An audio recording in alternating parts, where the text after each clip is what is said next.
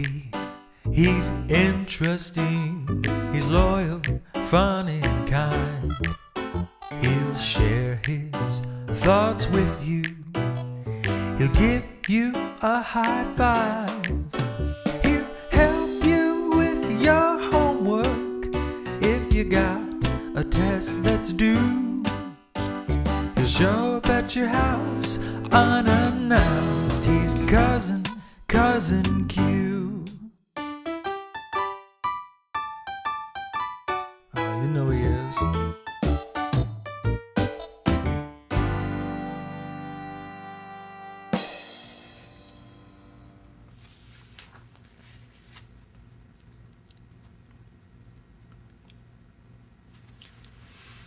Well, hey, y'all. I'm Cousin Q. Nice to meet you. The Q stands for Quentin, which means 5.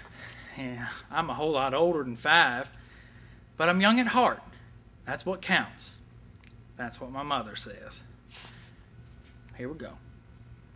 Well, I'm just sitting here, cool night, in Richmond City, reading some classic literature.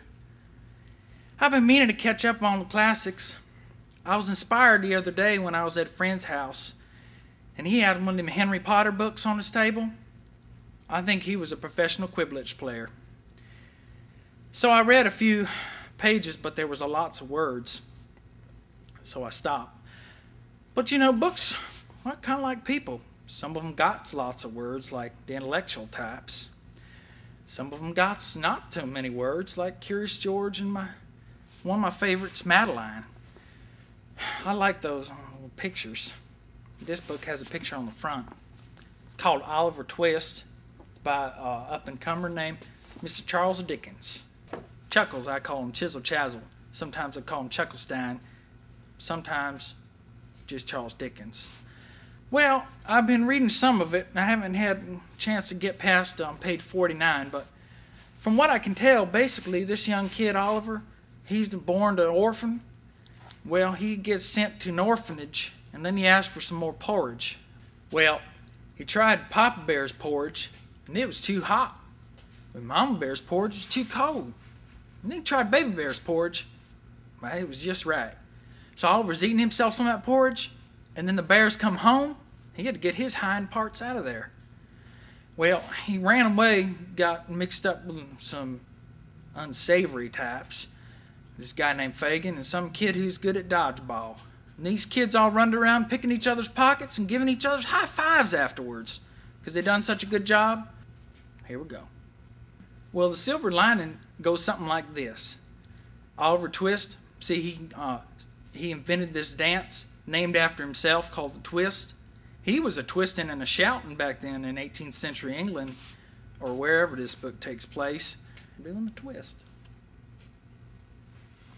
And then later on, when Chubby Checker recorded it, Oliver Twist was in the music video. So he basically lived happily ever after, much as I can tell. I read the last page. But I just want to read a little bit snippet from this book here. I'm going to start on page 49, top of it. Here we go. "Oh, it's sickening," replied the beetle. "Antimonial, Mr. Sowerberry." I don't know what that means. "So it is," acquiesced the undertaker. "We only heard of the family the night before last," said the beetle.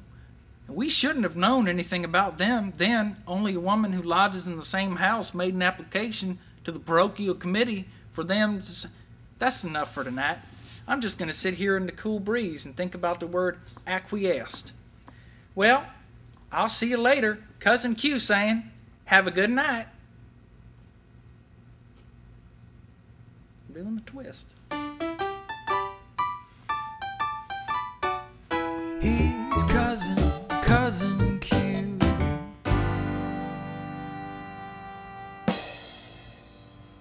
Twisting and shouting.